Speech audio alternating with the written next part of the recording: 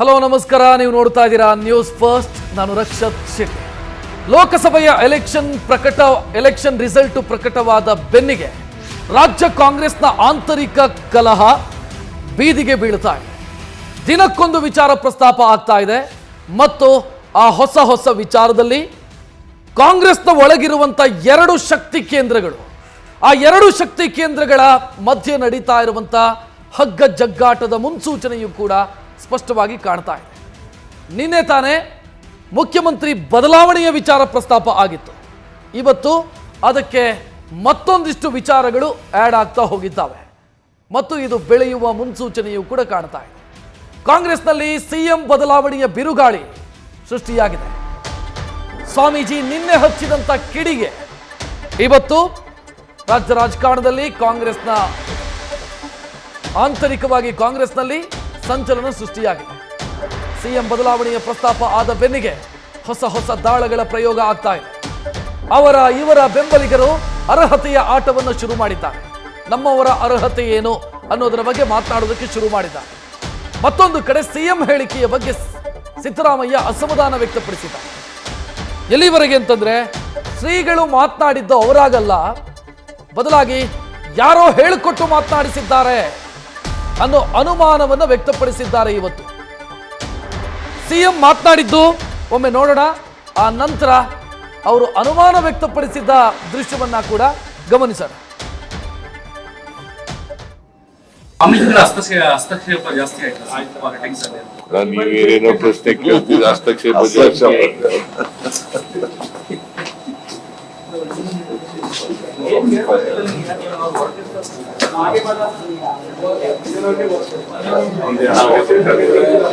ಹೇಳ್ಕೊಟ್ಟು ಮಾಡಿಸಿರೋದು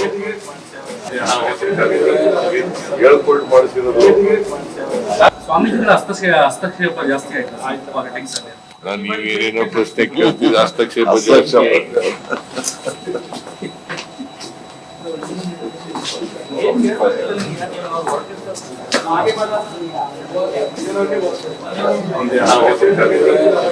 ಹೇಳ್ಕೊಟ್ಟು ಮಾಡಿಸಿರೋದು.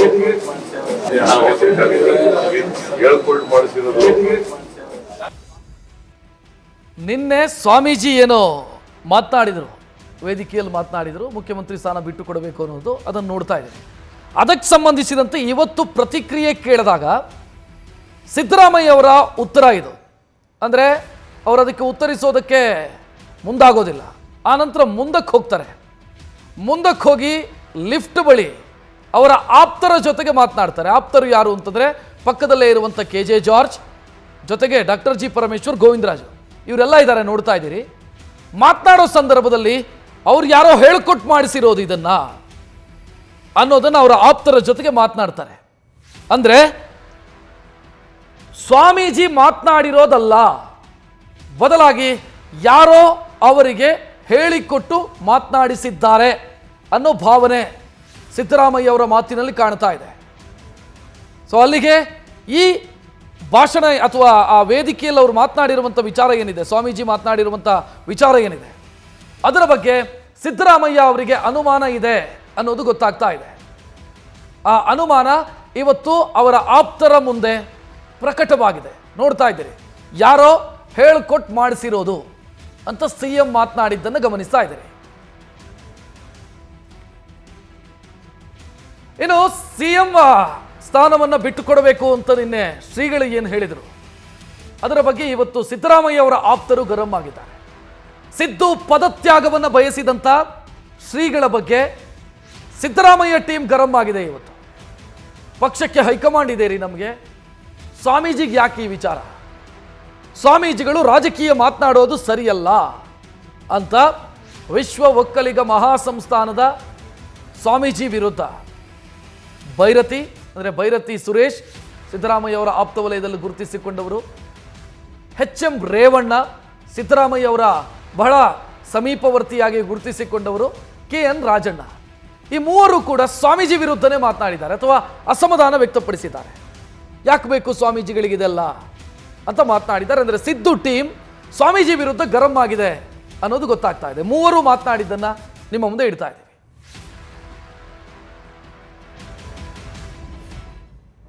ನಾವು ನೋಡಿರೋ ಸ್ವಾಮಿಗಳು ಯಾರು ಅಂದ್ರೆ ಸಮಾಜಕ್ಕೆ ಒಳಿತನ್ನ ಮಾಡ್ತಕ್ಕಂಥದ್ದು, ಸಮಾಜನೇ ಜಾತಿಗಲ್ಲ ಮಾನವ ಕುಲಕ್ಕೆ ಒಳಿತನ್ನ ಮಾಡ್ತಕ್ಕಂಥದ್ದು, ಆ ಸಮಾಜದಲ್ಲಿ ಇರ್ತಕ್ಕಂಥ ಪಿಡುಗನ್ನ, ಸಾಮಾಜಿಕ ಪಿಡುಗನ್ನ ದೂರ ಮಾಡ್ತಕ್ಕಂಥದ್ದು, ಮಕ್ಕಳಿಗೆ ವಿದ್ಯಾಭ್ಯಾಸ ಕೊಡುವಂಥದ್ದು, ಅದು ಸನಾತನ ಧರ್ಮ ಇರ್ಬೋದು, ಇನ್ನೊಂದಿರ್ಬೋದು, ಎಷ್ಟೋ ಶತಮಾನಗಳಿಂದ ನಡ್ಕೊಂಡು ಬಂದಿರತಕ್ಕಂಥ ಪದ್ಧತಿ. ಆದರೆ ಒಂದಷ್ಟು ಜನ ಸ್ವಾಮಿಗಳು ಈಗೆಲ್ಲ ಲೇಟೆಸ್ಟ್ ಎಲ್ಲ ಹೈಟೆಕ್ ಸ್ವಾಮಿಗಳು ಭಾಳ ಜನ ಬಂದ್ಬಿಟ್ಟವ್ರೆ. ಅವ್ರುಗಳ ಥಿಂಕಿಂಗ್ ಒಂದೊಂದು ರೀತಿ ಇರ್ತದೆ. ಅದಕ್ಕೆ ನಾವೇನು ಹೇಳೋಕ್ಕಾಗ್ತದೆ, ಅವ್ರವ್ರು ಸೇರಿದ್ದಂಥದ್ದು, ಅವ್ರ ನಡವಳಿಕೆಗಳು, ಅವ್ರು ಮಾತಾಡೋದಿರ್ಬೋದು, ನಡವಳಿಕೆಗಳಿಂದ ಅವ್ರವ್ರಿಗೆ ಸೇರಿದಂಥದ್ದು. ಈಗ ಒಂದೊಂದು ಸ್ವಾಮೀಜಿಗಳು ಒಂದೊಂದು ಸಮುದಾಯವನ್ನ ಬ್ಲ್ಯಾಕ್ ಮೈಲ್ ಅಂತ ನಾನು ಹೇಳೋದಿಲ್ಲ ನೋಡಿ. ಸ್ವಾಮಿಗಳು ಅಲ್ಲಿ ನಾವು ಸ್ವಾಮಿಗಳು ಅಂತ ಅಂದ್ರೆ ದೇವರ ಅಪರಾವತಾರ ಅವರು ಅಂತ ನಾವು ಅವ್ರ ಕಾಲಿಗೆ ಬಿದ್ದು ನಮಸ್ಕಾರ ಮಾಡಿ ಆಶೀರ್ವಾದ ಪಡಿಬೇಕು ಅಂತ ನಡವಳಿಕೆ ನಾವೆಲ್ಲ ನಡ್ಕೊಂಡ್ ಬಂದಿರೋದು. ಅವರು ಮುಖ್ಯಮಂತ್ರಿಗಳಾದ ಸಿದ್ದರಾಮಯ್ಯನವರು, ಈ ರಾಜ್ಯದ ಉಪಮುಖ್ಯಮಂತ್ರಿಗಳಾದ DK ಶಿವಕುಮಾರ್ ಅವರು ಇಬ್ರು ಆಪ್ತರವರು, ಅವರಿಬ್ರು ಆಪ್ತರು. ಬಹಳ ಒಳ್ಳೆ ಟರ್ಮ್ಸ್ ಇದೆ ಅವ್ರ ಮಧ್ಯದಲ್ಲಿ. ಅವರಿಗೆ ಒಂದು ಮಾಡುವಂತ ಕೆಲಸ ಮಾಡ್ಬೇಕ ಹೊರತು ಅವರಿಬ್ರು ಮಧ್ಯದಲ್ಲಿ ಭಿನ್ನಾಭಿಪ್ರಾಯ ತಂದಿಡುವಂತ ಕೆಲಸ ನನ್ನ ಸಮೇತ ಯಾರು ಮಾಡಬಾರದು ಅನ್ನೋದು ನನ್ನ ಮನವಿ. CM, ಡೆಪ್ಟಿ CM ಈ ಥರ ಚರ್ಚೆಗಳು ಸಾರ್ವಜನಿಕವಾಗಿ ಆಗುವಂಥ ಚರ್ಚೆಗಳು ಆಗಬಾರ್ದು. ಅದು CM ಆಗಲಿ DCM ಆಗಲಿ, ಇದು ಒಂದು ಪಕ್ಷದ ಆಂತರಿಕ ವಿಷಯ. ಜೊತೆಗೆ ಪಕ್ಷದಲ್ಲಿ ಕೆಲವೇ ಒಂದು ವ್ಯವಸ್ಥೆ ಇದೆ. MLAಗಳ ಜೊತೆಲಿ ಚರ್ಚೆ, ಲೀಡರ್ಸ್ ಜೊತೆಲಿ ಚರ್ಚೆ, ಹಾಗೂ ಹೈಕಮಾಂಡ್ ಇದೆ. ನಾವು ಸಾರ್ವಜನಿಕ ಸ್ಥಳಗಳಲ್ಲಿ ಮತ್ತು ಸಚಿವರು ಸ್ಟೇಟ್ಮೆಂಟ್ ಮಾಡೋದಾಗಲಿ ಅಥವಾ ಸ್ವಾಮೀಜಿಗಳು ಅವ್ರು ಸ್ಟೇಟ್ಮೆಂಟ್ ಮಾಡೋದಾಗಲಿ ಸಾಮಾನ್ಯ ಜನರಲ್ಲಿ ಗೊಂದಲ ಉಂಟಾಗುತ್ತೆ. ಇದು ಆಗಬಾರ್ದು. ಇನ್ನು ಒಕ್ಕಲಿಗ ಶ್ರೀಗಳ ಬಗ್ಗೆ KN ರಾಜಣ್ಣ ಅವರು ಆಡಿದಂಥ ಮಾತುಗಳೇನಿದ್ದಾವೆ, ನಿನ್ನೆಯಿಂದ ಅವರು ಆಡ್ತಾ ಇರುವಂಥ ಮಾತೇನಿದೆ, ಅದು ಒಕ್ಕಲಿಗ ಸಮುದಾಯದ ನಾಯಕರು ಮತ್ತು ಒಕ್ಕಲಿಗ ಸಂಘದ ಸಿಟ್ಟಿಗೂ ಕಾರಣ ಆಗಿದೆ. ಸಿದ್ದರಾಮಯ್ಯ ಅವರ ಪರವಾಗಿ ಬ್ಯಾಟಿಂಗ್ ಮಾಡೋ ಹಂತದಲ್ಲಿ KN ರಾಜಣ್ಣ ಅವರು ಸ್ವಾಮೀಜಿ ಬಗ್ಗೆ ಬಳಸ್ತಾ ಇರುವಂಥ ಶಬ್ದ, ಸ್ವಾಮೀಜಿ ಬಗ್ಗೆ ಬಳಸ್ತಾ ಇರುವಂಥ ಮಾತುಗಳು ಈಗ KN ರಾಜಣ್ಣ ಅವರನ್ನು ವಿಲನ್ ಆಗಿಸಿದೆ. ಸಚಿವ KN ರಾಜಣ್ಣ ವಿರುದ್ಧ ಒಕ್ಕಲಿಗ ನಾಯಕರು ಸಿಡಿದೆದ್ದಿದ್ದಾರೆ. ರಾಜಣ್ಣ ವಿರುದ್ಧ ಪ್ರತಿಭಟನೆಯ ಸುಳಿವನ್ನು ಒಕ್ಕಲಿಗ ಸಂಘ ಕೊಟ್ಟಿದೆ. ಇತ್ತ ನಮ್ಮ ಜಾತಿಗೆ ಬನ್ನಿ, 10 ಎಕರೆ ಜಮೀನು ಕೊಡ್ತೀವಿ, ನೀವು ಸ್ವಾಮೀಜಿ ಆಗಿಬಿಡಿ ಅಂತ ಮಂಜು ಹೇಳಿದ್ದಾರೆ. ಶಾಸಕ ಮಂಜು ಹೇಳಿದ್ದಾರೆ. CM ಕುರ್ಚಿ ಜಟಾಪಟಿಯ ಮಧ್ಯೆ ಒಕ್ಕಲಿಗ ವರ್ಸಸ್ CM ಆಪ್ತರು ಅನ್ನೋ ಸಿಚುವೇಶನ್ ಸೃಷ್ಟಿಯಾಗುವಂಥ ಮುನ್ಸೂಚನೆ ಕಾಣ್ತಾ ಇದೆ. ಕಾರಣ KN ರಾಜಣ್ಣ ಮಾತನಾಡ್ತಾ ಇರುವಂಥ ಮಾತು ಒಕ್ಕಲಿಗ ಸಮುದಾಯದ ಪ್ರಮುಖರನ್ನ, ಒಕ್ಕಲಿಗ ಸಂಘವನ್ನ ಸಿಟ್ಟಿಗೆಬ್ಬಿಸಿರೋ ರೀತಿಯಲ್ಲಿ ಕಾಣ್ತಾ ಇದೆ. ಮಂಜು ಮಾತನಾಡಿದ್ದಾರೆ. ರಾಮನಗರ ಒಕ್ಕಲಿಗರ ಸಂಘದ ಅಧ್ಯಕ್ಷರು ಮಾತನಾಡಿದ್ದಾರೆ. ನೋಡೋಣ. ಸ್ವಾಮಿ ತೊಟ್ಟರೆ ಕೊಡ್ತೀನಿ ಅಂತ ಹೇಳಿದ್ರೆ ನಾನು ಏನೋ ಸ್ವಾಮೀಜಿಯವರ ಕೈಕಾಲು ಹಿಡಿದು ಒಪ್ಪಿಸ್ತೀನಿ, ಅಥವಾ ನಾನೇ ವೈಯಕ್ತಿಕ ಒಂದು 10 ಎಕರೆ ಕೊಡ್ತೀನಿ. ಅವ್ರು ಬಂದು ನಮ್ಮ ಜಾತಿಗೆ ಕನ್ವರ್ಟ್ ಆಗಿ ಬಂದರೆ ಆ ಸ್ವಾಮೀಜಿ ಸ್ಥಾನವನ್ನು ನಾವೇ ಒಂದು ನಮ್ಮ ಕ್ಷೇತ್ರದಲ್ಲೇ ಮಾಡಿಕೊಡ್ತೀವಿ. ರಾಜಣ್ಣವರು ಎಲ್ಲ ಪಾಪ ಫ್ಯಾಮಿಲಿ ಎಲ್ಲ ತ್ಯಾಗ ಮಾಡಿ ಬಂದು, ನೀವೇನಾದ್ರು ಸನ್ಯಾಸ ಆಗಬೇಕು ಅಂತ ಆಸೆ ಇದ್ದರೆ ದಯವಿಟ್ಟು ರಾಜೀನಾಮೆ ಕೊಟ್ಬಿಟ್ಟು ಬನ್ನಿ, ನಮ್ಮ ಮಠದಲ್ಲಿ ನಿಮಗೂ ಒಂದು ಜಾಗ ಕೊಡ್ತೀವಿ, ನೀವು ಸಾರ್ವಜನಿಕ ಸೇವೆ ಮಾಡಿ, ನಿಮಗೂ ಅವಕಾಶ ಇದೆ, ನೀವು ದೀಕ್ಷೆ ತಗೊಂಡು ಗುರುಗಳಾಗಿ ನಾವು ಕೂಡ ನಿಮ್ಮನ್ನು ಪ್ರೀತಿಸ್ತೀವಿ. ಈ ಒಂದು ಮಾತನ್ನ ಹಿಡಿತಾ ಇಲ್ಲ ಅಂದರೆ ಇನ್ನು ಮುಂದೆ ನಾವು ಕೈ ಕಟ್ಟಿ ಕೂರೋದಿಲ್ಲ. ಇದು ತಮ್ಮ ಗಮನದಲ್ಲಿ ಇರಲಿ. ಇನ್ನು ಇದು ಒಂದು ಹಂತ ಆಯಿತು. ಮುಖ್ಯಮಂತ್ರಿ ಸ್ಥಾನವನ್ನು ಬಿಟ್ಟುಕೊಡಿ ಅನ್ನುವಂಥ ವಿಚಾರಕ್ಕೆ ಸಂಬಂಧಿಸಿದಂತೆ ನಡೆದಂಥ ಬೆಳವಣಿಗೆ ಆಯಿತು ಇವತ್ತಿಡೀ ದಿನ. ಇದರ ಮಧ್ಯೆ ಇನ್ನೂ ಕೂಡ ಮುಖ್ಯಮಂತ್ರಿ ಕುರ್ಚಿ ಖಾಲಿಯಾಗಿಲ್ಲ. ಖಾಲಿಯಾಗದಂಥ ಮುಖ್ಯಮಂತ್ರಿ ಕುರ್ಚಿಗೆ ಹಲವು ಖರ್ಚೀಫುಗಳು ರೆಡಿಯಾಗಿದೆ. ಅಂದರೆ ಒಂದು ವೇಳೆ ಸಿದ್ದರಾಮಯ್ಯ ಬದಲಾಗ್ತಾರೆ ಅಂತಾದರೆ ನಮ್ಮವರು ಮುಖ್ಯಮಂತ್ರಿ ಆಗಲಿ ಅನ್ನುವಂಥ ಬೇಡಿಕೆಗಳು ಸೃಷ್ಟಿಯಾಗೋದಕ್ಕೆ ಶುರುವಾಗಿದೆ. CM ಬದಲಾವಣೆಯ ಚರ್ಚೆಯ ಮಧ್ಯೆ ಹೊಸ ದಾಳಗಳು ಪ್ರಯೋಗ ಆಗ್ತಾ ಇದೆ. CM ಬದಲಾದರೆ ಲಿಂಗಾಯತರಿಗೆ ಅವಕಾಶ ಸಿಗಲಿ ಅಂತ ಬದಲಾವಣೆಯ ಚರ್ಚೆಯ ವೇದಿಕೆಗೆ ವೀರಶೈವ ಲಿಂಗಾಯತ ಸಮಾಜದ ಪಂಚಪೀಠಗಳಲ್ಲಿ ಒಂದಾದಂಥ ಶ್ರೀಶೈಲದ ಜಗದ್ಗುರು ಮಾತನಾಡಿದ್ದಾರೆ. ಒಂದು ವೇಳೆ CM ಚೇಂಜ್ ಆಗುತ್ತಾರೆ ಅಂತಾದರೆ, ಬದಲಾವಣೆ ಅಂತಾದರೆ ಲಿಂಗಾಯತರಿಗೆ ಅವಕಾಶ ಸಿಗಬೇಕು ಅಂತ ಅವರು ಬೇಡಿಕೆ ಇಟ್ಟಿದ್ದಾರೆ. ಮತ್ತೊಂದೆಡೆ ಸಾಫ್ಟ್ ಆಗಿ ದಲಿತ ಮುಖ್ಯಮಂತ್ರಿ ವಿಚಾರ ಏನಿದೆ ಅದು ಕೂಡ ಪ್ರಸ್ತಾಪ ಆಗಿದೆ. ಅದನ್ನು ಪ್ರಸ್ತಾಪ ಮಾಡಿದವರು ಸಚಿವ ಮುನಿಯಪ್ಪ ಅವರು. ಅಂದರೆ ಅವರ ಆ ಧಾಟಿ ಏನಿದೆ ಸಾಫ್ಟ್ ಧಾಟಿಯಲ್ಲೇ ಇದೆ. ಬಟ್ ನೆನಪು ಮಾಡಿಕೊಡುವಂಥ ಪ್ರಯತ್ನವನ್ನು ಮಾಡಿದ್ದಾರೆ. ಈ ರಾಜ್ಯದಲ್ಲಿ ದಲಿತ ಮುಖ್ಯಮಂತ್ರಿ ಎನ್ನುವಂಥ ಒಂದು ವಾದವೂ ಇದೆ, ಒತ್ತಾಯವೂ ಇದೆ. ಸೊ ದಲಿತರು ಮುಖ್ಯಮಂತ್ರಿ ಆಗಬೇಕು. ಇಲ್ಲಿಯವರೆಗೂ ಕೂಡ ರಾಜ್ಯದಲ್ಲಿ ದಲಿತರಿಗೆ ಮುಖ್ಯಮಂತ್ರಿ ಆಗೋದಕ್ಕೆ ಅವಕಾಶ ಸಿಕ್ಕಿಲ್ಲ. ಯಾಕೆ ಆಗಬಾರದು? ಸೊ ಈ ಪ್ರಶ್ನೆ ಬಹಳ ಹಿಂದಿನಿಂದಲೂ ಕೂಡ ಚರ್ಚೆ ನಡೀತಾ ಬಂದಿರೋದು. ದಲಿತ ಸಮುದಾಯಕ್ಕೆ ಸೇರಿದವರು ಯಾರಾದರೂ ಮುಖ್ಯಮಂತ್ರಿ ಆಗ್ತಾರೆ ಅಂತಾದರೆ ಅದು ಕಾಂಗ್ರೆಸ್ನಲ್ಲೇ ಆಗೋದಕ್ಕೆ ಸಾಧ್ಯ ಅಂತ ಕಾಂಗ್ರೆಸ್ ನಾಯಕರೇ ಹೇಳ್ತಾರೆ. ಸೊ ಈಗ ಅದನ್ನು ಮುನ್ನೆಲೆಗೆ ತರುವಂಥ ಪ್ರಯತ್ನಗಳಾಗ್ತಾ ಇದೆ. ಅದರ ಮುನ್ಸೂಚನೆ ಮುನಿಯಪ್ಪ ಅವರ ಮಾತಿನಲ್ಲಿದೆ. ಶ್ರೀಶೈಲ ಜಗದ್ಗುರು ಮಾತನಾಡಿರೋದು ಮತ್ತು ಮುನಿಯಪ್ಪ ಮಾತನಾಡಿರೋದು ಏನು ನೋಡೋಣ. ಮುಖ್ಯಮಂತ್ರಿ ಸ್ಥಾನದಲ್ಲಿ ಬದಲಾವಣೆ ಆದರೆ ಮತ್ತು DCM ಹುದ್ದೆಗಳಲ್ಲೂ ಕೂಡ ಹೆಚ್ಚುವರಿ ಮಾಡಬೇಕು ಅನ್ನುವಂಥ ಚರ್ಚೆನೂ ಕೂಡ ನಡೀತಾ ಇದೆ.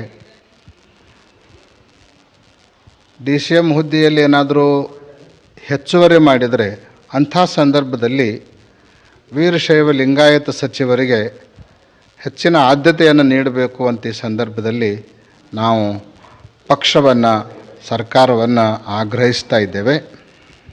ಕಾರಣ ಏನು ಅಂದರೆ ಸರ್ಕಾರ ರಚನೆಯ ಸಂದರ್ಭದಲ್ಲಿ ವೀರಶೈವ ಲಿಂಗಾಯತ ಮತಗಳೇ ನಿರ್ಣಾಯಕವಾಗಿ ಪಾತ್ರವನ್ನು ನಿರ್ವಹಿಸಿರುವಂಥದ್ದು ಸರ್ವವಿದಿತವಾಗಿರುವಂಥ ಸಂಗತಿ. ಆ ಹಿನ್ನೆಲೆಯಲ್ಲಿ ವೀರಶೈವ ಲಿಂಗಾಯತ ಸಚಿವರಿಗೆ ಆದ್ಯತೆಯನ್ನು ಕೊಡಬೇಕು. ಸ್ವಾಮಿಗಳಿದ್ದು ಅದು ವೈಯಕ್ತಿಕ ಅಭಿಪ್ರಾಯ ಆಗ್ತದೆ. ನಮ್ಮದೇ ಆದಂಥ ಕಾಂಗ್ರೆಸ್ ಪಾರ್ಟಿಯಲ್ಲಿ ಒಂದು ಹೈಕಮಾಂಡ್ ಇದೆ.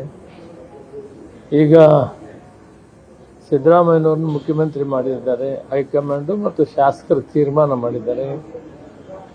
ಅದರ ಬಗ್ಗೆ ಈಗ ಸಬ್ಜೆಕ್ಟನ್ನು ನಾವು ಈ ಸಂದರ್ಭದಲ್ಲಿ ಅಪ್ರಸ್ತುತವಾಗಿರ್ತದೆ. ಯಾಕಂದರೆ ಒಬ್ಬ ಮುಖ್ಯಮಂತ್ರಿ ಇರುವಾಗ ಅದನ್ನು ಅವಶ್ಯಕತೆ ಇಲ್ಲ. ಆದರೆ ಈಗ ಡಿಮ್ಯಾಂಡ್ಸ್ ಇದೆ, ಮುಖ್ಯಮಂತ್ರಿ ಬಗ್ಗೆನೂ ಇದೆ, ಉಪಮುಖ್ಯಮಂತ್ರಿಗಳ ಬಗ್ಗೆನೂ ಇದೆ. ದಲಿತರು ಕೂಡ ಮುಖ್ಯಮಂತ್ರಿ ಆಗಬೇಕು ಅನ್ನೋದು ನಿಮ್ಮ ಒತ್ತಾಯ? ಇದು ಮೊದಲಿನಿಂದ ಇದೆ, ಮಲ್ಲಿಕಾರ್ಜುನ್ ಖರ್ಗೆ ಅವರ ಕಾಲದಿಂದ ಇದೇನು ಹೊಸದೇನಲ್ಲ. ಅದು ಕೂಡ ಹೈಕಮಾಂಡ್ ತೀರ್ಮಾನ ಮಾಡಬೇಕು. ಬಟ್ ಈಗ ಎಕ್ಸಿಸ್ಟಿಂಗ್ ಒಬ್ಬ ಮುಖ್ಯಮಂತ್ರಿ ಇರುವಾಗ ಈ ಪ್ರಸ್ತಾಪಗಳು ಅಪ್ರಸ್ತುತ. ಹೆಚ್ಚುವರಿ ಉಪಮುಖ್ಯಮಂತ್ರಿ ಸೃಷ್ಟಿಯಾಗಬೇಕು, ಉಪಮುಖ್ಯಮಂತ್ರಿ ಹುದ್ದೆ ಸೃಷ್ಟಿಯಾಗಬೇಕು ಅಂತ ಶುರುವಾದಂಥ ಚರ್ಚೆ ಈಗ ಮುಖ್ಯಮಂತ್ರಿ ಬದಲಾವಣೆಯವರೆಗೂ ಕೂಡ ತಲುಪಿದೆ ಅಂತಾದರೆ ಈ ಚರ್ಚೆ ಮುಂದಿನ ಆಂತರಿಕ ಸಂಘರ್ಷದ ಮುನ್ಸೂಚನೆಯ ರೀತಿಯಲ್ಲಿ ಕಾಣ್ತಾ ಇದೆ. ಕಾಂಗ್ರೆಸ್ನ ಗದ್ದುಗೆಯ ಗುದ್ದಾಟ ವಿಕೋಪಕ್ಕೆ ಹೋಗುವಂಥ ಸಾಧ್ಯತೆ ಇದೆ. ಕಾಂಗ್ರೆಸ್ನ ಅಗ್ನಿ ಪರ್ವತದ ಒಳಗೆ ನಡುಕ ಶುರುವಾಗಿದೆ. ನಿದ್ರಿಸ್ತಾ ಇರುವಂಥ ಜ್ವಾಲಾಮುಖಿ ಅಥವಾ ನಿದ್ರಿಸಿದ್ದಂಥ ಜ್ವಾಲಾಮುಖಿ ಈಗ ಸಕ್ರಿಯವಾಗಿದೆಯಾ, ಅದರ ಸೂಚನೆ ಇಲ್ಲಿ ಕಾಣ್ತಾ ಇರೋದಾ ಅನ್ನೋ ಪ್ರಶ್ನೆ. ಒಂದು ವೇಳೆ ಕಾಂಗ್ರೆಸ್ನ ಹೈಕಮಾಂಡ್ ಮಧ್ಯಪ್ರವೇಶ ಮಾಡದೇ ಇದ್ರೆ ಈ ಸಮಸ್ಯೆ ವಿಕೋಪಕ್ಕೂ ಮತ್ತು ಬಗೆಹರಿಸಲಾಗದಂಥ ಜಟಿಲ ಸಮಸ್ಯೆಯಾಗುವಂಥ ಸಾಧ್ಯತೆಯೂ ಕೂಡ ಕಾಣ್ತಿದೆ. ಯಾಕೆ ಅಂತಂದರೆ ನಿಮಗೆ ಟ್ರೀಟ್ಮೆಂಟ್ ಕೊಡುವಾಗ ಗಾಯ ಇದ್ದಾಗ ಮುಲಾಮು ಹಚ್ಚಬಹುದು. ಸಿಂಪಲ್ಲಾಗಿ ಒಂದು ಮುಲಾಮು ಮತ್ತೊಂದು ಮಾತ್ರೆಯಲ್ಲಿ ಮುಗಿದು ಹೋಗುತ್ತೆ ಟ್ರೀಟ್ಮೆಂಟು. ಆದರೆ ಗಾಯವನ್ನು ಹಾಗೇ ಬಿಟ್ಟು ಗಾಯ ಗ್ಯಾಂಗ್ರೀನ್ ಆಗಿಬಿಟ್ರೆ ಮತ್ತೆ ಶಸ್ತ್ರಚಿಕಿತ್ಸೆಯೇ ಆಗಬೇಕಾಗತ್ತೆ. ಅದನ್ನು ಸರಿ ಮಾಡಬೇಕು ಅಂತಾದರೆ ಆಪರೇಷನ್ನೇ ಆಗಬೇಕಾಗತ್ತೆ. ಆಪರೇಷನ್ ಮಾಡೋದಕ್ಕೆ ಎರಡೂ ಕಡೆಯಿಂದಲೂ ಕೂಡ ಕಾಯುವಂಥ ಶಕ್ತಿಗಳಿದ್ದಾವೆ. ಸೊ ಅದೇ ಈಗ ಪ್ರಾಬ್ಲಮ್ ಇರೋದು. ಹೈಕಮಾಂಡ್ ಯಾವ ಹಂತದಲ್ಲಿ ಟ್ರೀಟ್ಮೆಂಟ್ ಕೊಡುತ್ತೆ ಈ ಸಮಸ್ಯೆಗೆ? ಕೊಡತ್ತಾ ಬಿಡತ್ತಾ? ಕೊಟ್ಟರೆ ಹೆಂಗೆ, ಕೊಡದಿದ್ದರೆ ಹೆಂಗೆ? ಸೊ ಇದೆಲ್ಲದರ ಬಗ್ಗೆ ಚರ್ಚೆ ಆರಂಭ ಆಗಿದೆ. ಒಂದಂತೂ ಸತ್ಯ, ಇದು ಸಿಂಪಲ್ಲಾಗಿ ಮುಗಿದು ಹೋಗಬಹುದಾದಂಥ ಅಧ್ಯಾಯ ಅಲ್ಲ. ಇದು ಬದಲಾಗಿ ಮುಂದುವರಿಯುವಂಥ ಆಂತರಿಕ ಸಂಘರ್ಷದ ಮುನ್ಸೂಚನೆ ಅಂತ ಮೇಲ್ನೋಟಕ್ಕೆ ಕಾಣಿಸ್ತಾ ಇದೆ. ಇನ್ನು ಈ ಎಲ್ಲ ಬೆಳವಣಿಗೆಗಳು ಕೂಡ ಸಹಜವಾಗಿ ಆಡಳಿತ ಪಕ್ಷದಲ್ಲಾಗಿರುವಂಥ ಈ ಬೆಳವಣಿಗೆಗಳು ಸಹಜವಾಗಿ ವಿಪಕ್ಷಗಳಿಗೆ ಹಬ್ಬದಂಥ ಪರಿಸ್ಥಿತಿಯನ್ನು ಸೃಷ್ಟಿ ಮಾಡಿದೆ. ಕೈಯಲ್ಲಿ ಈಗ ಆಗಿರುವಂಥ ಗಾಯ ಗ್ಯಾಂಗ್ರೀನ್ ಆಗಬೇಕು ಅನ್ನುವಂಥ ನಿರೀಕ್ಷೆಯಲ್ಲಿ ವಿಪಕ್ಷಗಳಿದ್ದಾವೆ. ರಾಜ್ಯದಲ್ಲಿ ಮತ್ತೆ ಬಿಜೆಪಿ ಆಡಳಿತದ ಪರಿಸ್ಥಿತಿ ರಿಪೀಟ್ ಆಗ್ತಿದೆಯಾ ಅಂತ. ಕಾರಣ ನೀವೊಮ್ಮೆ ನೆನಪು ಮಾಡಿಕೊಳ್ಳಬಹುದು, ಯಡಿಯೂರಪ್ಪ ಅವರು ಮುಖ್ಯಮಂತ್ರಿ ಆಗಿದ್ದಂಥ ಸಂದರ್ಭದಲ್ಲಿ ಚರ್ಚೆ ನಡೀತಾ ಇದ್ದಿದ್ದೇ ಅದು. ಯಡಿಯೂರಪ್ಪ ಅವರನ್ನು ಚೇಂಜ್ ಮಾಡ್ತಾರಂತೆ, ಯಡಿಯೂರಪ್ಪ ಮುಖ್ಯಮಂತ್ರಿ ಸ್ಥಾನದಿಂದ ಇಳೀತಾರಂತೆ, ಯಡಿಯೂರಪ್ಪ ಇನ್ನೇನೋ 2 ತಿಂಗಳಲ್ಲಿ ಅವರ ಮುಖ್ಯಮಂತ್ರಿ ಸ್ಥಾನ ಮುಗಿದು ಹೋಯಿತು, ಅವರು ರಿಟೈರ್ಡ್ ಆಗ್ತಾರೆ, ಬೇರೆ ಯಾರಿಗೂ ಅವಕಾಶ ಕೊಡ್ತಾರೆ. ಇದೇ ಚರ್ಚೆ ಆಗ್ತಾ ಇದ್ದಿದ್ದು ಯಡಿಯೂರಪ್ಪ CM ಆಗಿದ್ದಂಥ ಸಂದರ್ಭದಲ್ಲಿ. ಈಗ ಮತ್ತೆ ಅದೇ ಸಿಚುವೇಶನ್ನ ಕಡೆಗೆ ಕಾಂಗ್ರೆಸ್ಸು ಕೂಡ ಹೋದಂಗೆ ಕಾಣಿಸ್ತಾ ಇದೆ. ಸಿದ್ದರಾಮಯ್ಯ ಎಷ್ಟು ದಿನ ಮುಖ್ಯಮಂತ್ರಿ? ಸಿದ್ದರಾಮಯ್ಯ ಅವರು ಮುಖ್ಯಮಂತ್ರಿ ಸ್ಥಾನ ಬಿಟ್ಟು ಕೊಡ್ತಾರಂತೆ, ಸಿದ್ದರಾಮಯ್ಯ ಅವರನ್ನು ಮುಖ್ಯಮಂತ್ರಿ ಸ್ಥಾನದಿಂದ ಇಳಿಸಲಾಗತ್ತಂತೆ. ಈ ಚರ್ಚೆ ಶುರುವಾಗಿದೆ. ಈ ಚರ್ಚೆ ಶುರುವಾಗಿರೋದು ಕಾಂಗ್ರೆಸ್ನಲ್ಲೇ. ಚರ್ಚೆ ಸೃಷ್ಟಿಯಾಗೋದಕ್ಕೆ ಕಾರಣ ಆಗಿರೋದು ಕೂಡ ಕಾಂಗ್ರೆಸ್ ನಾಯಕರೇ. ನೀವು ಕಳೆದ ಕೆಲ ದಿನಗಳಿಂದ ಬರ್ತಾ ಇರುವಂಥ ಹೇಳಿಕೆಗಳನ್ನು ಗಮನಿಸ್ತಾ ಹೋಗಿ. ಅಲ್ಲಿ ಬಸವರಾಜ್ ಶಿವಗಂಗಾ ಮಾತನಾಡಿದ್ದಿರಬಹುದು, ಆ ಕಡೆ ಸಿದ್ದರಾಮಯ್ಯ ಅವರ ಆಪ್ತ ವಲಯದಲ್ಲಿ ಗುರುತಿಸಿಕೊಂಡವರು ಮಾತನಾಡಿದ್ದಿರಬಹುದು. ಚರ್ಚೆ ಸೃಷ್ಟಿಯಾಗೋದಕ್ಕೆ ಕಾರಣ ಆಗಿದ್ದೇ ಕಾಂಗ್ರೆಸ್ನ ನಾಯಕರು. CM ಬದಲಾವಣೆಯ ಚರ್ಚೆ ಆಡಳಿತಕ್ಕೂ ಕೂಡ ಅಪಾಯಕಾರಿ. ಬಿಜೆಪಿ ಅವಧಿಯಲ್ಲಿ ಆಗಿದ್ದದೇ. ಯಡಿಯೂರಪ್ಪ ಚೇಂಜ್ ಆಗ್ತಾರೆ, ಆ ರೀತಿಯ ಚರ್ಚೆ ಆಗ್ತಾ ಇತ್ತು. ಅದಾದ ಕೂಡಲೇ ಬೊಮ್ಮಾಯಿ ಚೇಂಜ್ ಆಗ್ತಾರೆ ಅನ್ನುವಂಥ ಚರ್ಚೆ ಶುರುವಾಗಿತ್ತು. ಇದೆಲ್ಲದರ ಹೊಡೆತ ಬಿದ್ದಿದ್ದೆಲ್ಲಿಗೆ ಅಂತಂದ್ರೆ ಆಡಳಿತಕ್ಕೆ, ಆಡಳಿತ ಯಂತ್ರಕ್ಕೆ ಇದರ ಹೊಡೆತ ಬಿದ್ದಿದ್ದು. ಯಾಕೆಂತಂದ್ರೆ ಒಬ್ಬ ಮುಖ್ಯಮಂತ್ರಿ ಚೇಂಜ್ ಆಗ್ತಾರೆ ಅಂತಂದ್ರೆ ಅಧಿಕಾರಿಗಳು ಹೇಗೆ ಕೆಲಸ ಮಾಡ್ತಾರೆ? ಅಸ್ಥಿರತೆ ಮತ್ತು ಅತಂತ್ರ ಸ್ಥಿತಿ ಇದ್ದಾಗ ಕೆಲಸಗಳಾಗೋದಿಲ್ಲ ಸರ್ಕಾರದಲ್ಲಿ.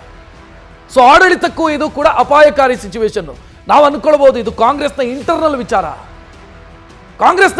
ವಿಚಾರ, ಹೇಗೆ ಪರಿಣಾಮ ಬೀರುತ್ತೆ ಏನೂ ಆಗಲ್ಲ, ಹೈಕಮಾಂಡ್ ಇದೆ ನೋಡ್ಕೊಳ್ಳುತ್ತೆ. ಬಟ್ ಆ ರೀತಿ ಇಲ್ಲ. ಆಡಳಿತಕ್ಕೆ ಈ ಬದಲಾವಣೆಯ ಚರ್ಚೆ ಪರಿಣಾಮ ಬೀರೋದು ಖಚಿತ. ಸದ್ಯ ಕಾಂಗ್ರೆಸ್ ಒಳಗಿನ ಬೆಳವಣಿಗೆಯ ಲಾಭದ ನಿರೀಕ್ಷೆಯಲ್ಲಿ ಬಿಜೆಪಿ ಇದೆ. ಇನ್ನು ಲೋಕಸಭಾ ಫಲಿತಾಂಶ ಬಂದ ನಂತರ ಕಾಂಗ್ರೆಸ್ನಲ್ಲೂ ಕೂಡ ಅಸಮಾಧಾನ ಸೃಷ್ಟಿಯಾಗಿದೆ. ಆ ಅಸಮಾಧಾನದ ಲಾಭ ಪಡ್ಕೊಳ್ಳೋದಕ್ಕೆ ಬಿಜೆಪಿ ಮತ್ತು JDS ಸಿದ್ಧವಾಗಿ ಕೂತಿದೆ. ತಪ್ಪು ಅಂತ ನಾನು ಹೇಳ್ತಾ ಇಲ್ಲ. ವಿಪಕ್ಷವಾಗಿ ಆ ಅಸಮಾಧಾನದ ಲಾಭವನ್ನು ಪಡ್ಕೊಳ್ಳುವಂಥ ಕೆಲಸವನ್ನು ಯಾವುದೇ ವಿಪಕ್ಷ ಆದರೂ ಮಾಡುತ್ತೆ. ಏನು ಸನ್ಯಾಸಿಗಳೇನೋ ಕೂತಿಲ್ಲ, ಸರ್ವಸಂಘ ಪರಿತ್ಯಾಗಿಗಳು ಬಂದು ರಾಜಕೀಯದಲ್ಲಿ ಬಂದು ಕೂತಿರೋದಲ್ಲ. ಎಲ್ಲಿ ಲಾಭ ಸಿಗುತ್ತೆ ಅನ್ನುವಂಥ ಯೋಚನೆಯನ್ನು ಮಾಡ್ತಾರೆ. ಇಲ್ಲೂ ಕೂಡ ವಿಪಕ್ಷಗಳು ಈಗ ಹೇಳ್ತಿದ್ದಾವೆ ಅದವರು ಇಂಟರ್ನಲ್ ವಿಚಾರ, ನಾವು ಅದಕ್ಕೆ ಇಂಟರ್ಫಿಯರ್ ಆಗೋದಿಲ್ಲ ಅಥವಾ ಅದರ ಬಗ್ಗೆ ನಾವು ಯೋಚನೆ ಮಾಡೋದಿಲ್ಲ. ಬಟ್ ಹಂಗಿಲ್ಲ, ಅದು ಎಲ್ಲಿ ಲಾಭ ಸಿಗುತ್ತೆ ಅಂತ ಕಾಯ್ತಾ ಇದ್ದಾರೆ. ಅದಾಗ್ತಿದೆ. ಈ ಚರ್ಚೆಯನ್ನು ಅಥವಾ ಈ ಕಾಂಗ್ರೆಸ್ನಲ್ಲಿ ನಡೀತಾ ಇರುವಂಥ ಈ ಹಗ್ಗಜಗ್ಗಾಟವನ್ನು ಕಾಂಗ್ರೆಸ್ನ ಹೈಕಮಾಂಡ್ ಯಾವ ರೀತಿ ನಿಭಾಯಿಸುತ್ತೆ ಅನ್ನೋದು ಸದ್ಯಕ್ಕಿರುವಂಥ ಪ್ರಶ್ನೆ. ಇದನ್ನು ಹಿಂಗೆ ಬಿಟ್ಟರೆ ನಾನು ಆಗಲೇ ಹೇಳಿದೆ, ಪರಿಸ್ಥಿತಿ ವಿಕೋಪಕ್ಕೆ ಹೋಗುತ್ತೆ. ಪರಿಸ್ಥಿತಿ ವಿಕೋಪಕ್ಕೆ ಹೋದರೆ ಮ್ಯಾನೇಜ್ ಮಾಡೋದು ಕಷ್ಟ ಆಗುತ್ತೆ. ಈ ಬಗ್ಗೆ ಮಾತನಾಡೋದಕ್ಕೆ ನಮ್ಮ ಜೊತೆಗೆ ಹಿರಿಯ ಪತ್ರಕರ್ತ, ರಾಜಕೀಯ ವಿಶ್ಲೇಷಕ BV ಶಿವಶಂಕರ್ ನೇರ ಸಂಪರ್ಕದಲ್ಲಿ. ಸರ್ ನಮಸ್ತೆ.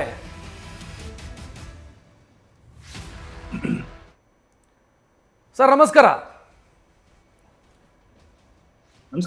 ಸರ್ ಮೊನ್ನೆಯಿಂದ ಮಾತನಾಡ್ತಾ ಇದ್ದೀವಿ. ನಾವು ಏನು ಮಾತನಾಡಿದ್ವೋ ಅದೇ ದಾರಿಯಲ್ಲಿ ಹೋಗ್ತಿದೆ ಈ ಚರ್ಚೆಯೂ ಕೂಡ. DCM ಅಂತ ವಿಚಾರ ಇತ್ತು, ಹೆಚ್ಚುವರಿ DCM ಅಂತ.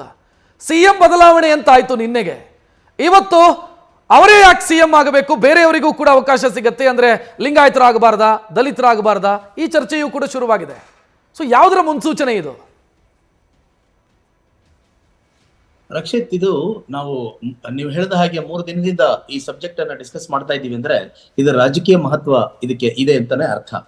ಈಗ ನಿಮ್ಗೆ ಜ್ಞಾಪಕ ಇರೋ ಪ್ರಕಾರ ಲೋಕಸಭಾ ಎಲೆಕ್ಷನ್ಸ್ ನಡೀತಾ ಇರೋಂಥ ಸಂದರ್ಭದಲ್ಲಿ ಈ ಒಂದು ಕೇಳಿ ಬಂದಿತ್ತು ಏನಂದ್ರೆ, ಈ ಲೋಕಸಭಾ ಎಲೆಕ್ಷನ್ಸ್ ಮುಗಿತಾ ಇದ್ದ ಹಾಗೇನೆ ಕೆಲವೊಂದು ರಾಜಕೀಯ ಸ್ಥಿತ್ಯಂತರಗಳು ಕರ್ನಾಟಕದಲ್ಲಿ ನಡೆಯುತ್ತೆ, ಒಂದಷ್ಟು ಪೊಲಿಟಿಕಲ್ ಅಪ್ಹೀವಲ್ ನಡೆಯುತ್ತೆ ಅಂತ. ಅದರಲ್ಲೂ ಕೂಡ ಏಕನಾಥ್ ಶಿಂದೆ ಅಂದ್ರೆ ಮಹಾರಾಷ್ಟ್ರದ ಚೀಫ್ ಮಿನಿಸ್ಟರ್ ಇಲ್ಲಿ ಪ್ರಚಾರಕ್ಕೆ ಬಂದಿದ್ದಾಗ ಒಂದು ಮಾತು ಹೇಳಿದ್ರು, ಇಲ್ಲಿ ಒಂದು ಕ್ರಾಂತಿ ನಡೆಯುತ್ತೆ, ಕ್ಷಿಪ್ರ ಕ್ರಾಂತಿ, ಅದು ಆಗಸ್ಟ್ ನಲ್ಲಿ ನಡೆಯುತ್ತೆ ಅಂತ ಹೇಳಿದ್ರು.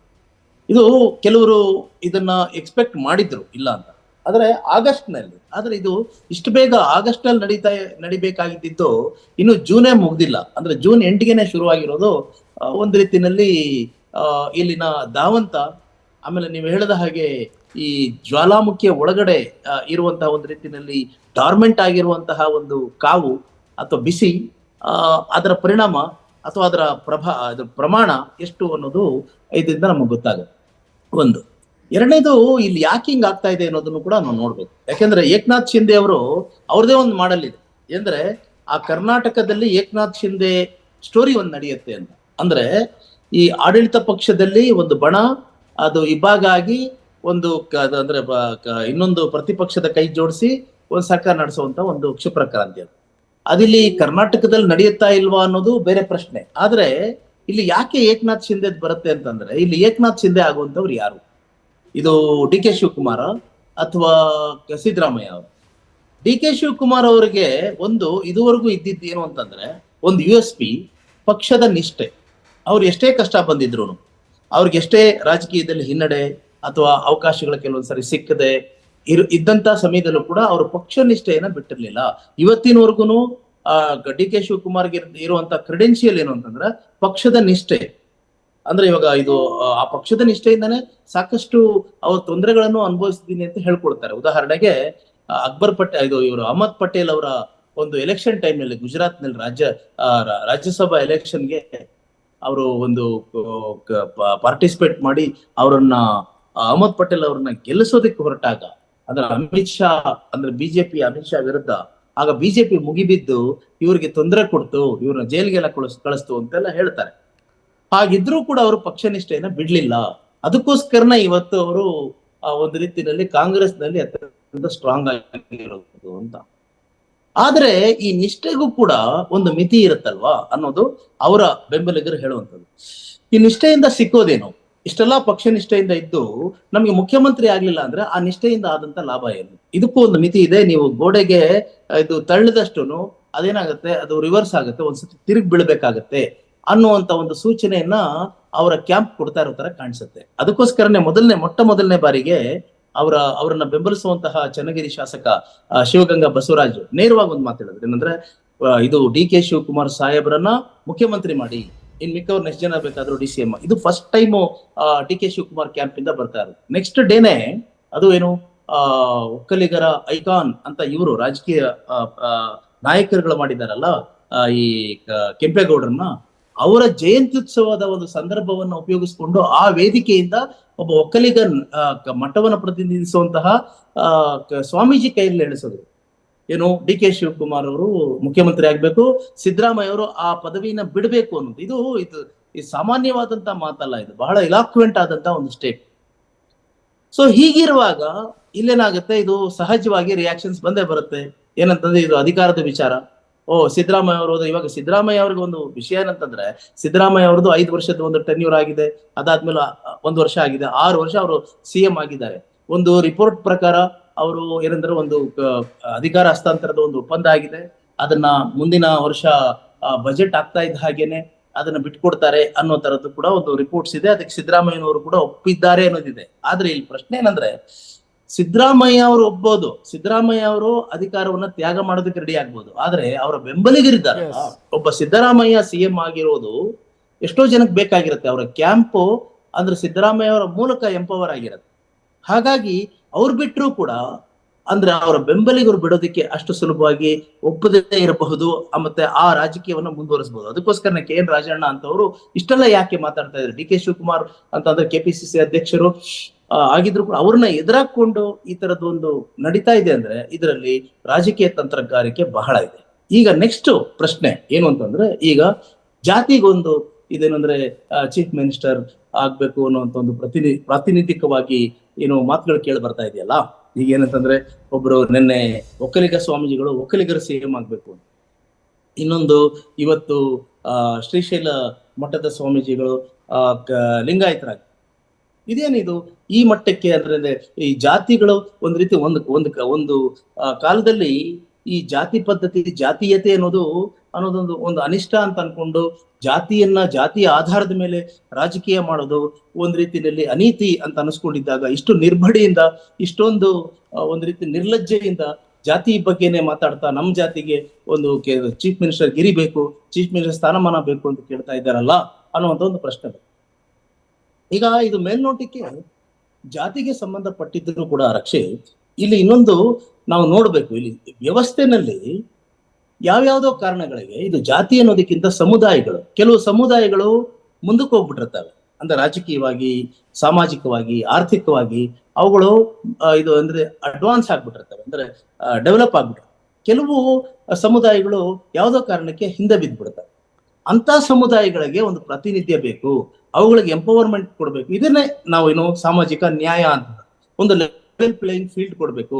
ಅಂದ್ರೆ ಜನತಾಂತ್ರಿಕ ವ್ಯವಸ್ಥೆಯಲ್ಲಿ ಎಲ್ಲ ಸಮುದಾಯಗಳಿಗೂ ಎಲ್ರಿಗೂ ಒಂದು ಪ್ರಾತಿನಿಧ್ಯ ಕೊಡ್ಬೇಕು ಅನ್ನುವಂತ ಒಂದು ಆಶಯ. ಆ ಆಶಯದ ಹಿನ್ನೆಲೆಯಲ್ಲಿ ಈಗೆಲ್ಲ ಮಾತಾಡಿದ್ರೆ ಒಳ್ಳೇದೇ. ಉದಾಹರಣೆಗೆ ನೋಡಿ, ನಮ್ಮಲ್ಲಿ ಇದುವರೆಗೂ 25 ಜನ ಅಂದ್ರೆ ಚೀಫ್ ಮಿನಿಸ್ಟರ್ಗಳಾಗಿದ್ದಾರೆ. ಅದರಲ್ಲಿ 10 ಜನ ಲಿಂಗಾಯತರು 10 ಜನ ಲಿಂಗಾಯತ ಚೀಫ್ ಮಿನಿಸ್ಟರ್ಗಳಾಗಿದ್ದಾರೆ. 5 ಜನ ಏನೋ OBCಗಳು ಅಂದ್ರೆ ಒಕ್ಕಲಿಗರು, ಸುಮಾರು ಒಂದು 6-7 ಜನ ಒಕ್ಕಲಿಗರಾಗಿದ್ದಾರೆ. ಸೊ ಹೀಗಿರುವಾಗ ಅಂದ್ರೆ ಈಗ ನೋಡಿ, ದಲಿತರು 0, ಒಬ್ರು ಕೂಡ ಆಗಿಲ್ಲ. ಮೈನಾರಿಟೀಸ್ ಒಬ್ರು ಆಗಿಲ್ಲ. ಈಗ ನೋಡಿ, OBC ಅಂತ ಬಂದಾಗ 54% ಜನಸಂಖ್ಯೆ ಅವರದು. 54% ಇರುವಂತವ್ರು ಇದುವರೆಗೂ ಆಗಿರೋದು 5 ಜನ ಮಾತ್ರ. ಇದು ಕೂಡ ಅದು ಹೇಗೆ ಅಂತಂದ್ರೆ ಒಂದು ಪರಿಸ್ಥಿತಿಯ ಒಂದು ಸನ್ನಿವೇಶದ ಒಂದು ಇದಕ್ಕೋಸ್ಕರ, ಏನಂದ್ರೆ ಬಂಗಾರಪ್ಪ ಆಗಿದ್ದು, ವೀರಪ್ಪ ಮೊಯ್ಲಿ ಆಗಿದ್ದು, ಇವೆಲ್ಲ ಏನಂದ್ರೆ ಆ ಒಂದು ಪರಿಸ್ಥಿತಿಯ ಪಿತೂರಿಯಿಂದ ಆಗಿದ್ದು. ಅದ್ರದ್ದೇ ಈಗ ಕರೆಕ್ಟ್ ಆಗಿ ಆಯ್ಕೆಯಾಗಿ ಎಲೆಕ್ಷನ್ ಕಾರಣದಿಂದ ಒಂದು ರೀತಿಯಲ್ಲಿ ಫುಲ್ ಪ್ಲೇಸ್ಡ್ ಚೀಫ್ ಮಿನಿಸ್ಟರ್ಗಳಾಗಿದ್ದು ಇಬ್ರೇನೆ, ದೇವರಾಜ ಅರಸು ಮತ್ತೆ ಸಿದ್ದರಾಮಯ್ಯ ಅವರು. ಇನ್ ಮಿಕ್ಕವರೆಲ್ಲ ಏನಂತಂದ್ರೆ ಆಯಾ ಪರಿಸ್ಥಿತಿಯ ಆಯಾ ಸನ್ನಿವೇಶದ ಹಿನ್ನೆಲೆಯಲ್ಲಿ ಒಂದ್ ರೀತಿಯಲ್ಲಿ ಇವ್ರು ಹೇಳ್ತಾರಲ್ಲ, ಯಾರು ಕುಮಾರಸ್ವಾಮಿ ಅವ್ರು ಹೇಳ್ತಾರಲ್ಲ, ನಾನು ಪರಿಸ್ಥಿತಿಯ ಗೊಂಬೆ ಅಂತ, ಆತರ ಆಗಿರುವಾಗ ಸಮುದಾಯಗಳ ಕೇಳೋದು ನ್ಯಾಯವಾಗ್ಬಿಡ್ತವೆ. ಈಗ ದಲಿತರನ್ನ ತಗೊಳ್ಳಿ, ದಲಿತರು 14% ಇದ್ದಾರೆ. ಆಮೇಲೆ ದಲಿತರಿಂದ ಕಾಂಗ್ರೆಸ್ ಪಕ್ಷ ಗೆಲ್ತಾ ಬರ್ತಾ ಇದೆ. ಈಗ ನೋಡಿ, ಫಾರ್ ಎಕ್ಸಾಂಪಲ್ ಲಾಸ್ಟ್ 2023ರಲ್ಲಿ 15 ST ಸೀಟ್ಗೆ 15 ಸೀಟು ಕೂಡ ಗೆಲ್ಲಿಸ್ಕೊಟ್ರು. ಅಂದ್ರೆ 34 SC ಸೀಟ್ಗಳಲ್ಲಿ 28 ಸೀಟ್ಗಳು ಇದು ಕಾಂಗ್ರೆಸ್ ಬಂತು. ಹಾಗಾದ್ರೆ ಅವ್ರಿಗೆ ಏನ್ ಸಿಕ್ತು ಅನ್ನುವಂತ ಒಂದು ಪ್ರಶ್ನೆ ಬರುತ್ತೆ. ಸರ್, ಸಮಯ ಮೀರ್ತು ಸರ್, ಕ್ಷಮಿಸಿ. ಥ್ಯಾಂಕ್ ಯು ನ್ಯೂಸ್ ಫಸ್ಟ್ ಜೊತೆಗೆ ಮಾತನಾಡಿದ್ದಕ್ಕೆ. ಒಟ್ಟಲ್ಲಿ ಈ ಚರ್ಚೆ ಮುಂದುವರಿಯುವಂತ ಮುನ್ಸೂಚನೆಯಂತೂ ಖಂಡಿತ ಕಾಣ್ತಾ ಇದೆ. ಕಾರಣ ಇವತ್ತು ಏನು ಚರ್ಚೆ ಆಗ್ತಿದೆ, ಇದು ಬಹಳ ಹಿಂದಿನಿಂದಲೂ ಇದಕ್ಕೆ ಪ್ಲಾನ್ ಮಾಡಿ ಈ ಚರ್ಚೆಯನ್ನು ರೂಪುಗೊಳಿಸಬೇಕು ಅಥವಾ ಸಾರ್ವಜನಿಕವಾಗಿ ಈ ವಿಚಾರ ಚರ್ಚೆ ಆಗಬೇಕು ಅಂತ ಪ್ಲಾನ್ ಮಾಡಿದ ರೀತಿಯಲ್ಲಿ ಕಾಣ್ತಿದೆ. ಸೊ ಮುಂದುವರಿಯಬಹುದು, ನೋಡೋಣ. ಇದು ಈವರೆಗಿನ ಪ್ರಮುಖ ಸುದ್ದಿ. ಕ್ಷಣ ಕ್ಷಣದ ಮಾಹಿತಿಗಾಗಿ ನೋಡ್ತಾ ಇರಿ ನ್ಯೂಸ್ ಫಸ್ಟ್, ನಿರ್ಭೀತಿಯಿಂದ ನಿಮ್ಮ ಪರವಾಗಿ. ನ್ಯೂಸ್ ಫಸ್ಟ್, ನಿರ್ಭೀತಿಯಿಂದ ನಿಮ್ಮ ಪರವಾಗಿ.